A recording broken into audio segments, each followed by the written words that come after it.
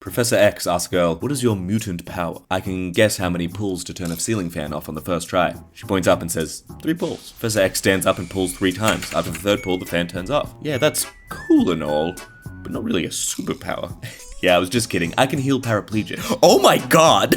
Apparently she is immune to mind readers. I love that this implies that Professor X's instinct is to try and stand up instead of use telekinesis. The librarian leans in close.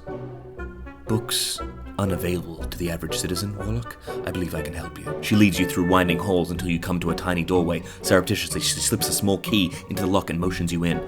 Torches flicker, and as your eyes adjust to the light, you see that the room is full, floor-to-ceiling, with gnome erotica. Is this the result of a failed skill check or a successful one? The persuasion check was successful, while the inside one was a failure. Torches in a library, not covered lanterns or at least a small manageable candles, full-blown torches in a library? That's terrifying. What is the world coming to? Necromancer, I wanted your parents' blessing before I asked you to marry, but I'm an orphan. Will you marry me? Not anymore, but they were looking forward to the ceremony. Well, we kind of have to now. Your parents won't go back to eternal rest until after the wedding. Undead dad joke upon meeting. Never thought I'd live to see the day my baby gets married. Hi, Rat. I just cast Speak with Animals so I can ask you about this dungeon. Do you understand how terrifying this is for both of us? Who is speaking to you? Am I the same being I was before? Have I become something else? Are there orcs in the next room? Or... Note to self, cast the spell on myself so I can speak rat, not on the creature so I can speak common. Turns out the Druid cast cause existential crisis. Ranger gives exasperated sigh. You just had to meet the one rat who's going through an existential crisis, didn't you, Dave?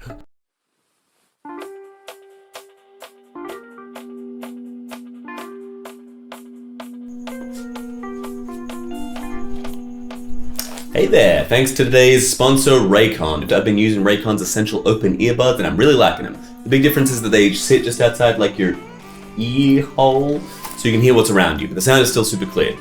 The ear hook part rotates, so they actually stay in. I'm on the gym, doing stuff around the house. They don't fall out. Also, I don't think I've ever had more comfortable earbuds. They're really lightweight, so they don't get annoying to wear even for the whole day. Turn that down. Raycon has over 3 million customers and the sound quality is just as good as the way more expensive brands. If you don't like them, they have a 30-day guarantee. You can also switch between multiple devices really easily without having to repair. I've also been honestly wearing these pretty constantly when I go out. It's nice to be able to have simple interactions without taking out an earbud, and they have like a 36-hour battery life. Now that the holidays are over, it's the perfect time to upgrade your gear for the new year. Click the link in the description or go to buyraycon.com/ZSGopen for 20% off site-wide during their New Year's sale.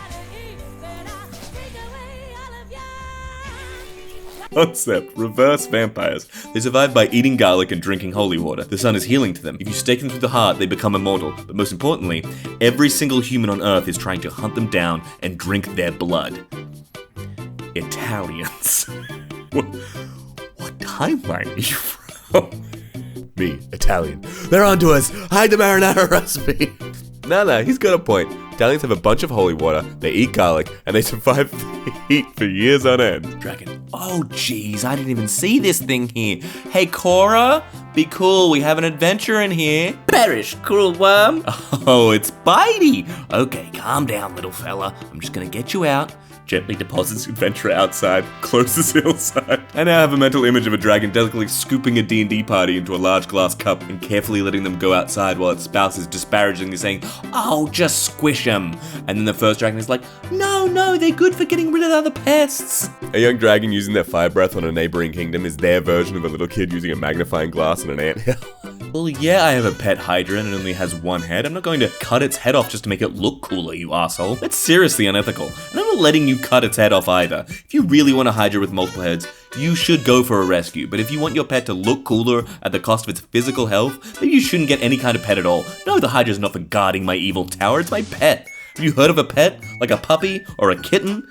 You think I can't defend my evil tower by myself? Why do you think I have that well-paid legion of orcs outside? My hydra only has 2 heads because I found him like that. Sick and thinner than a paper. Now Rob and Bird are living their best life. The villain we don't deserve, but the one we need more of. Alright, so the vampire's gravestone is... Cenotaph. What? It's only a gravestone if it marks the location of a body. A monument honoring someone whose body isn't present is a cenotaph. I'm not sure that's how it works if the body gets up and walks away on its own. Yeah, there's precedent for gravestones being reclassified as cenotaphs if the body is later removed and reinterred elsewhere. There's no rule that says the body itself can't do the removing. Okay, but the body very much is coming back. That's kind of what we're here to accomplish, right? So it's a temporary cenotaph. Naturally, our greatest concern here is avoiding semantic ambiguity. Semantic ambiguity is how the vampires get you, so... For the last time, I'm the god of the dead, not the god of death. It's different. That's Thanatos. He's the god of death. I just do the paperwork. Thanatos is the emo boy all you'll think Hades is and be thirsting over. Hades is just the guy who manages all the souls. He's the kind of dude who wears banker clothes even on his days off. All he wants to do is keep the system running smoothly, take his 3-headed dog for walks on his lunch break, and go home to his solar punk wife, who will no doubt peg him until he can't think anymore.